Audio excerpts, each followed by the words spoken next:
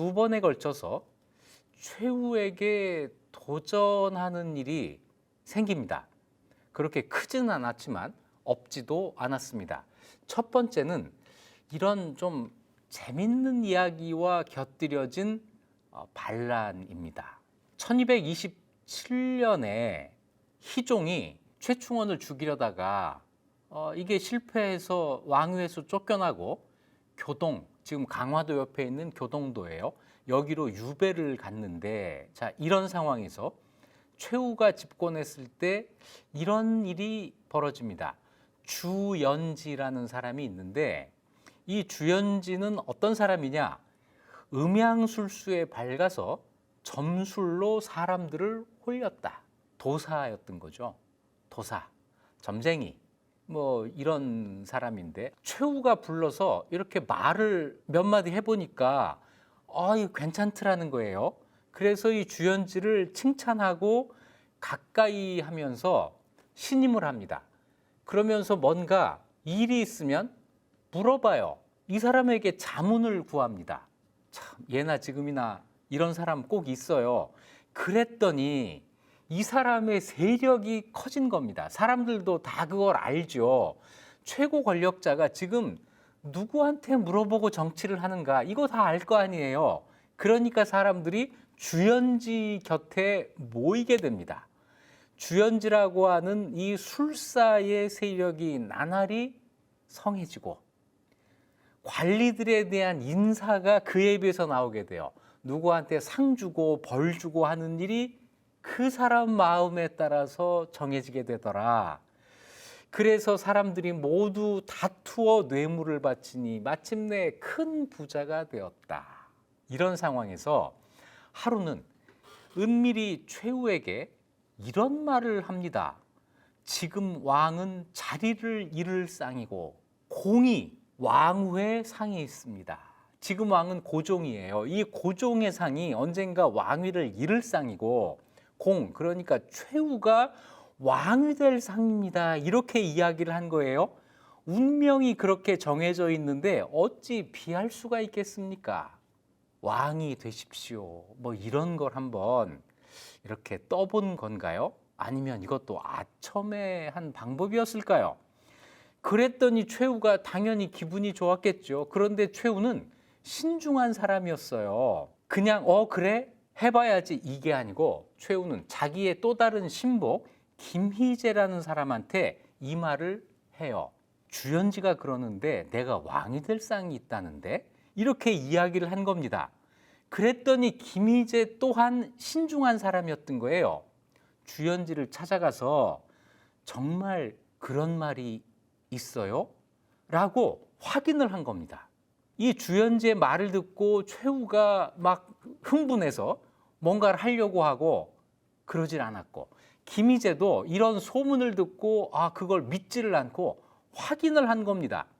그랬더니 주연지가 갑자기 깜짝 놀란 것처럼 최후에게 와서 전날 은밀하게 제가 말씀드렸는데 이 말이 새 나갔으니 이거 당신이 잘못한 거예요. 이 말을 그냥 몰래 감추고 있어야지. 이 말을 김희재한테 왜 한 겁니까? 이 말이 새 나갔으니 화가 닥칠까 두렵습니다. 사태가 이렇게 전개가 되니까 최후가 이자가 나를 놀리는구나, 이렇게 생각을 한 겁니다. 최후는 주연지가 자기를 모욕한다고 생각을 했어요. 어찌 보면 최후가 굉장히 냉정하게 생각을 하고 있었던 거죠. 아니, 이자가 나를 놀려? 나는 왕이 될 생각이 전혀 없는데 내가 왕이 될 상이 있다고 하더니 이제 와서는 말이 새 나갔으니 화가 닥칠까 두렵다고? 최후가 이렇게 생각을 한 거예요. 자, 이러고 있는데 이걸 또 귀신처럼 알아본 사람이 있습니다. 주연지를 시기하고 있던 사람이 최후한테 와서 이 틈을 타고 주연지를 모함합니다. 최근 공이 편찮으실 때 주연지와 김희재가 공을 해치고 전 왕을 복위시키려고 했습니다. 그 전왕이 누구냐면 전왕, 쩐왕이죠. 교동도에 유배가 있던 희종이에요. 이 사람이 아직 살아있단 말이에요. 이 희종을 포기시키려고 했습니다. 그 말을 듣고 최후가 주연지를 남해로 유배하고 그 집 재산을 정몰하게 했는데, 그 집 재산을 정몰하는 과정에서 마치 영장을 집행하는 과정에서 이런 건데, 전왕이 희종이 주연지에게 보낸 편지를 찾았다는 거예요. 그런데 그 편지에 뭐라고 써 있느냐? 하늘에 맹세하고 땅에 맹세하여 생사를 함께 할 것이며 그대를 아버지처럼 섬기겠다라는 구절이 있었다는 거예요.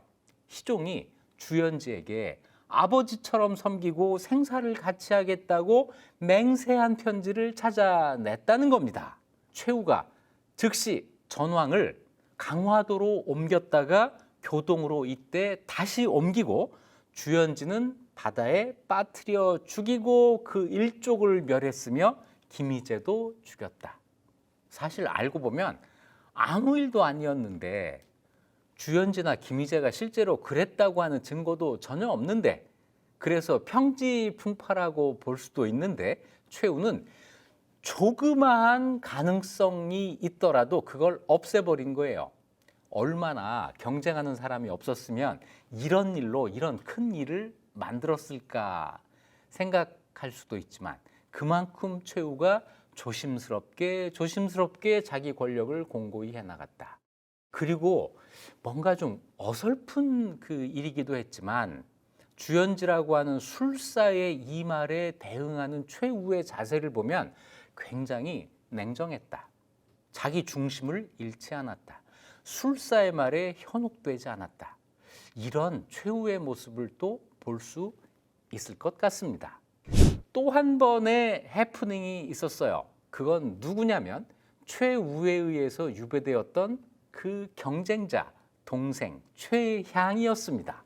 최향이 1219년에 최후에 의해서 유배가 됐는데, 유배된 곳이 충청도 홍주, 지금 홍성이었어요. 여기에서 자기가 유배된 이 처지를 늘 원망하고, 그러면서 거기에 집을 크게 짓고 불의한 일을 많이 해서 백성들을 침해했다. 형 때문에 유배가 됐지만 유배된 그 지역에 가서는 이 정도 할 힘은 있었던 겁니다. 누가 뭐라고 해도 최고 권력자의 동생 아니었겠어요? 그래서 최후가 그걸 말려도 듣지를 않습니다. 아, 맘대로 해. 나도 맘대로 할 거야. 이러면서 거기에서 자기 맘대로 백성들을 침탈한 거예요. 그러다가 1230년에 불만을 품은 무리들을 모아 난을 일으켜 홍주 관리들을 죽인 다음에 주위 주군에 경문을 뿌려서 군사들을 모집해요. 그리고 자기의 가동들, 이건 거의 이 최양의 사병이라고 할 수 있는데, 이 사람들을 시켜서 창고를 열고 곡식을 풀어서 군사들에게 나누어 줍니다. 조정에서 최양이 반란을 일으켰다라는 소식을 듣고 병마사를 보내 심령의 군대를 거느리고 가서 토벌하게 했다. 심령이라고 하는 것은 영이 10개, 영은 1000명 단위의 부대거든요. 그러니까 10,000명을 파견했다라는 뜻입니다. 그러니까 최향이 이거 안 되는구나, 일이 잘못된 것을 알고 도망을 갑니다. 그러자 고을 사람들이 서울에서 보낸 그 10,000명의 군대를 이끌고 최향을 찾아내서 애웠어요. 그러면서 최향에게 이같이 무도한 짓을 한 것이 무슨 까닭인가, 왜 이런 반란을 일으켰는가라고 물으니까 그 대답이 가관입니다. 형이 여러 해가 지나도 불러올리지를 않고 고을 관리들에게 나를 잘 대우하라고 명령하지도 않았다. 그래서 고을 관리가 나를 멸시하고 내 말을 들어주질 않아서 분노가 쌓여 난을 일으킨 거야. 내가 화가 나서 반란을 일으킨 거야. 이렇게 대답을 한 겁니다. 이렇게 되니까 이때까지 최향을 따르던 사람들이 야, 이게 헛개비였구나, 이런 사람이었어 해가지고 전부 도망을 가버려요. 그러니까 최향이 갈 곳을 모르다가 바위 벼랑에서 떨어져 석굴에 숨습니다. 무협지 같으면 이 석굴에서 비급을 얻어서 무림의 최고수가 되는 건데, 현실은 무협지가 아니었던 거죠. 추격하는 병사들이 그 석굴까지 이르자 목을 찔러 죽은 척하고 있었어요. 이걸 병사들이 살아있는 걸 알아내고 잡아서 가두었는데 옥중에서 죽었다. 최후의 동생은 이렇게 허무하게 반란을 일으켰다가 목숨을 잃습니다. 그 일당도 모두 잡아 죽였다. 이것도 대단한 반란이 아니에요. 동생이 충청도 홍주 홍성에 가서 그냥 동네에서 일으킨 어찌 보면 찻잔 속의 태풍입니다. 이런 일밖에는 없어요. 그만큼 최후의 권력이 공고했다라고 할 수 있는데요. 최후에 대한 위협, 최후의 위기는 안에 있지 않고 바깥에서 옵니다. 최후가 권력을 잡고 있을 때 몽골의 침략이 시작돼요. 전에 최충원이 살아있을 때 몽골과 형제맹약을 맺은 적이 있는데 이때 현장 지휘관이었던 조충의 의견을 받아들여서 몽골과 형제맹약을 맺도록 사실상 결정한 것이 최후였다라는 얘기는 이미 했는데요. 이때부터 몽골과의 관계의 컨트롤 타워는 최후가 됩니다. 최충원이 죽은 다음에 권력을 차지했고 몽골이 1차 침입을 했을 때 그 즉시 고려가 항전론으로 일찌감치 정책을 결정하는데 항전론으로 결정을 하는 이 과정에서부터 아마도 최후의 뜻이 강하게 작용했을 걸로 보입니다. 그리고 최후가 살아있는 동안은 고려의 몽골에 대한 정책이 한 번도 바뀌잖아요. 일관된 항전론. 이것은 최후의 작품이라고 볼 수가 있죠. 이 항전론이 무신 정권을 유지하기 위해서였다는 해석도 가능합니다. 무신 정권은 권위 없어요. 순전히 권력만 가지고 군사력만 가지고 유지되던 정권이기 때문에 외세의 침략을 받아서 패배하게 되면 군사력을 가지고 버티는 정권은 당연히 무너질 수밖에 없습니다. 몽골과 협상을 한다고 할 때에도 최후의 군사력이 그대로 유지되기가 어려워요. 그러니까 정권을 유지하기 위해서 항전을 고수했다라고 하는 설명이 틀리지 않습니다. 그런데 다른 한편으로 그 당시 고려에 항전 이외에 다른 방법이 있었나를 생각해 본다면 최후의 항전론은 불가피한 것이었다라고 해석할 수도 있습니다. 다시 얘기해서 최후의 항전론이 단순히 정권 유지를 위한 것은 아니었다라는 해석이 가능하다는 것이죠. 몽골이 침략해 왔을 때 고려는 협상보다는 항전을 결정을 합니다. 항전을 하는 과정에서 이런 일이 있었어요. 그때까지 고려 지배층을 상대로 싸우고 있었던 초적들이 몽골과 싸움에 나서겠다, 몽골과의 항전에 협력하겠다고 나서는데 그때 마산 초적 우두머리가 항복을 합니다. 항복을 누구에게 했느냐면 최우에게 와서 해요. 최우를 찾아와서 항복하고 자기들이 정예병 5,000명으로 몽골과의 싸움을 돕겠다 이렇게 이야기를 해요. 최우가 아주 반가이 이들을 맞이하고 이 초적들을 몽골과의 전투에 배치를 합니다. 여기에서 아이디어를 얻은 최우가 우리에게는 초적이 있었지 저들을 몽골과 싸움에 동원할 수 있겠구나 생각을 해서 관악산에 사람을 보내서 관악산 초적을 설득을 합니다. 그래서 관악산 초적 우두머리 5명과 정예병사 50명을 유치해서 고려군 우군에 충원을 시켰다라는 이야기가 있습니다. 마산 초적은 정예 5,000명, 관악산 초적은 정예 50명. 이 차이가 너무 나는데요. 저는 마산 초적 5,000명이 좀 믿기지 않아요.